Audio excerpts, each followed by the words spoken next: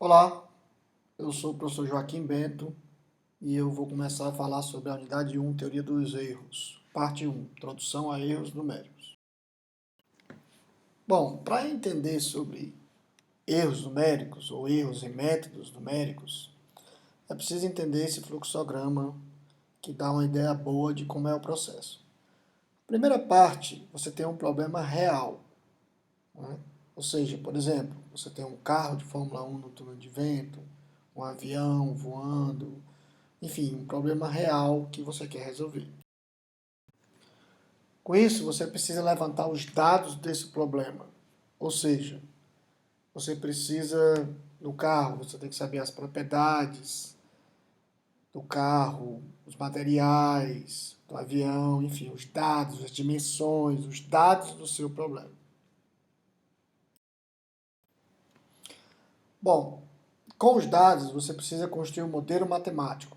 Por exemplo, suponha que o carro de Fórmula 1 é representado por uma equação ou por um sistema de equações, né? Então você precisa modelar matematicamente o problema. De posse do modelo matemático, você precisa escolher o método numérico adequado. Por exemplo, suponha que aquele carro de Fórmula 1 no túnel de vento ele é modelado por uma equação. Então, você tem que escolher um método numérico, por exemplo, o método da abscissão, o método de Newton-Raphson, ou seja, um método numérico apropriado. A escolha depende, nós vamos ver ao longo do curso que dependendo do problema, você pode escolher um método numérico melhor ou pior. Bom, tendo o método numérico, vocês precisam então implementá-lo computacionalmente. Até afinal, você vai fazer os cálculos computacionais. Então essa implementação ela tem que ser cuidadosa para que realmente funcione e implemente bem o método numérico escolhido. De posse da implementação, você vai ter então uma solução numérica para aquele problema. E ao invés de uma solução analítica, você terá uma solução numérica.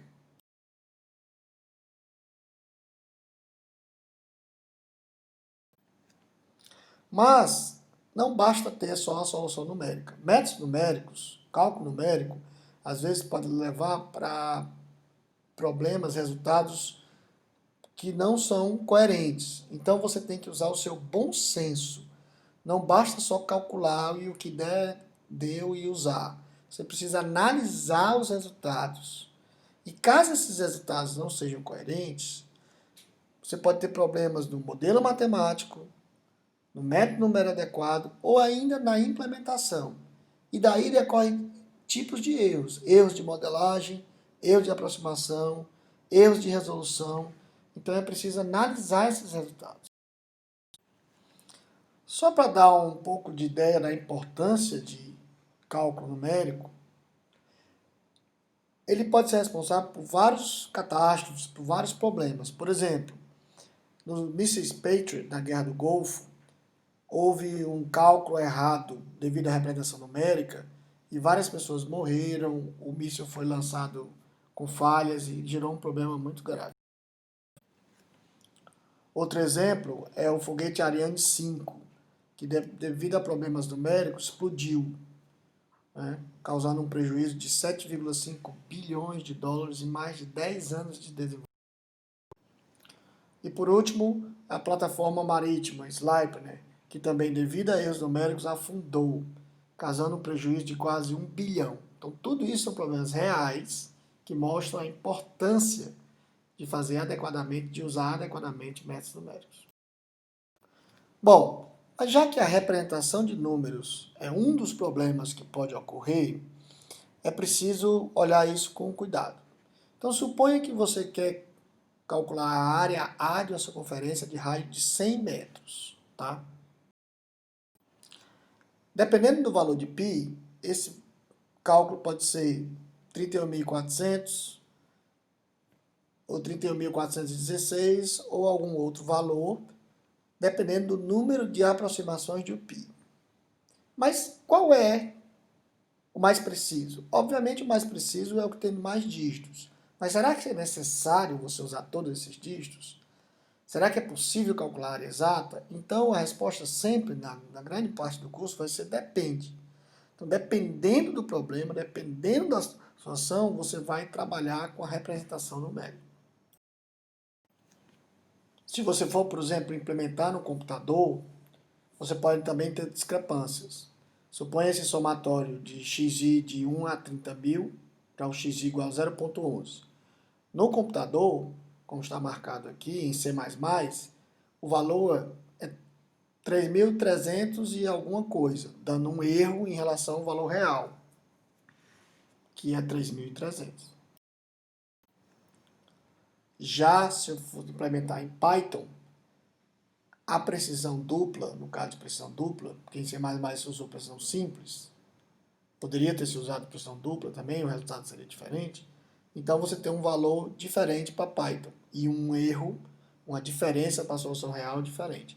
Isso é só para mostrar que, dependendo do compilador, da sua implementação, você pode ter resultados diferentes. Então, o que é importante dizer é que a representação de um número, quanto maior o número de dígitos utilizados, maior a precisão. Só que tem que se ter cuidado, porque você pode usar dígitos decimais desnecessariamente. Outro aspecto importante a se falar é que nós usamos o sistema decimal, mas o computador opera no sistema binário.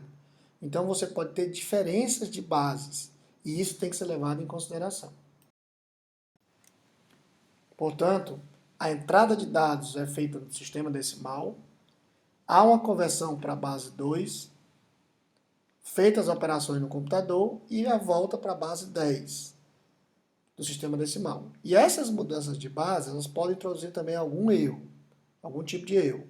Por isso que a gente precisa estudar um pouco essas bases e essa conversão.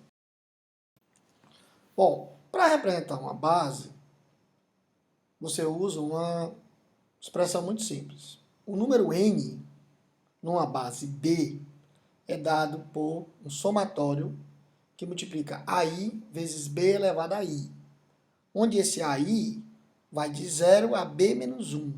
Ou seja, se você está na base 10, o AI vai de 0 a 9. Se você está na base 2, o AI vai de 0 a 1. E assim sucessivamente. Por exemplo, na base binária, que é uma das bases que tem interesse, o número na base 2 é dado por um somatório de AI vezes 2 elevado a I, onde esse AI vai de 0 a 1. Por exemplo, esse número 1011 na base 2 é dado por o primeiro dígito 1 vezes 2 elevado a 3, o segundo 0 vezes 2 elevado a 2, o outro vezes 2 elevado a 1, 1 vezes 2 elevado a 0. A mesma coisa valeria para a parte fracionária, com a diferença de que após o ponto seriam 2 elevado a números negativos. Mas nesse curso nós não vamos ver a parte fracionária em detalhes, somente a parte inteira. Pela mesma lógica, o número na base 10 é dado por um somatório de AI vezes 10 elevado a I, porque a base é 10. E esse AI vai de 0 a 9, até B menos 1. Por exemplo, o número 231 na base 10 vai ser o primeiro dígito 2 vezes 10 elevado a 2, o segundo 3 vezes 10 elevado a 1, o terceiro vezes 10 elevado a 0 e assim sucessivamente. No caso fracionário também, os números após o ponto, ou a vírgula, eles são elevados a números negativos. Então, como é que se faz a conversão de bases? Bom, vamos começar com a base binária para a base decimal, tratando da parte inteira, que é o foco desse curso. Mas a parte fracionária também segue o mesmo padrão. Bom, o método é muito simples. Seria colocar o número da base 2 e fazer os cálculos. Por exemplo, 1011 na base 2 é 1 vezes 2 elevado a 3, 0 vezes 2 elevado a 2, 1 vezes 2 elevado a 1, 1 vezes 2 elevado a 0. Com isso, você faz as contas. Por exemplo, 1 vezes 2 elevado a 3 dá 1 vezes 8. 0 vezes 2 elevado a 2 dá 0 vezes 4. E assim sucessivamente. E aí é só somar. 8 mais 0, mais 2, mais 1, que dá um 11 na base 10. A mesma lógica vale para a parte fracionária, mas que não vai ser o foco desse curso, mas segue o mesmo padrão.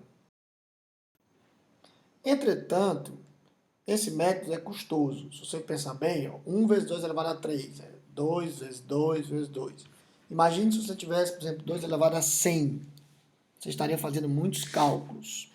Então, o método alternativo é você usar os parênteses encaixados, que inclusive é usado em método numérico para outras coisas também mais na frente. Então, a primeira parte é igual. Você faz ela 1 vezes 2 elevado a 3, 0 vezes 2 elevado a 2, do mesmo jeito do outro método. Entretanto, depois você vai colocando 2 em evidência. Então, você coloca primeiro 2 em evidência e tira a parte que fica fora. Depois, o que ficou dentro, coloca 2 em evidência. E assim sucessivamente. No final, você vai ter essa expressão, 2 vezes parênteses, que multiplica 2 vezes parênteses. Então, você vai colocando sempre o 2 em evidência. E aí você pode, inclusive, ter um algoritmo para calcular isso. Por exemplo, o B, que é o número que eu quero calcular, você começa do B3 igual a A3. Nesse caso, quem é o A3? É o primeiro dígito, é 1. O B2 vai ser a parte mais interna, então vai ser 2 vezes 1 mais 0. Ora, mas quem é 2 vezes 1 mais 0? É 2 vezes o B3, que eu acabei de calcular, mais o A2, que é o segundo dígito do número 1011 na base 2. O B1 seria 2 vezes 2 mais 1, ou seja, 2 vezes B2 mais A1. E assim sucessivamente até chegar ao B0. Com isso, eu chego numa lei de formação que o BJ menos I menos 1 é igual a 2 vezes BJ mais AJ menos 1. E eu faço os cálculos recursivamente até chegar no B0, que é o número que eu quero calcular. No caso da parte fracionária, uma alternativa é usar multiplicações sucessivas, seguindo esse procedimento que está mostrado nesse slide, que é multiplicando o número fracionário por 10 e seguindo todos esses outros passos que estão relatados aqui. E aqui está mais um pouco dos cálculos aplicando multiplicações sucessivas para a parte fracionária. Bom, no caso agora de decimal para binário, você faz um método também muito simples. Você vai dividindo o número por 2 sucessivamente até chegar no quociente zero. Por exemplo, a primeira divisão, 25 dividido por 2 dá 12. Então, 25 é 2 vezes 12 mais 1. Ou seja, quem é o resto? É 1. Então, o A0 é igual a 1. Você pega, então, esse quociente 12 e divide por 2, dá 6. Então, vai ser o quê? 2 vezes 6 mais 0. Quem é o resto? 0. Então, o A1 é 0. E assim sucessivamente, até chegar no final. O 1 é 2 vezes 0 mais 1. Então, o A4 é igual a 1. Que é como se fosse a divisão feita e você vem de trás para frente. Então, você vai calcular no AJ, AJ menos 1, AJ menos 2, até chegar no A0. No caso da parte fracionária, pode-se usar multiplicações sucessivas, que é multiplicando o número fracionário por 2 e seguindo os passos relatados aqui nesse slide. E aí você pode fazer essa conversão também da parte fracionária. Bom, com isso a gente acaba essa parte 1 dessa unidade.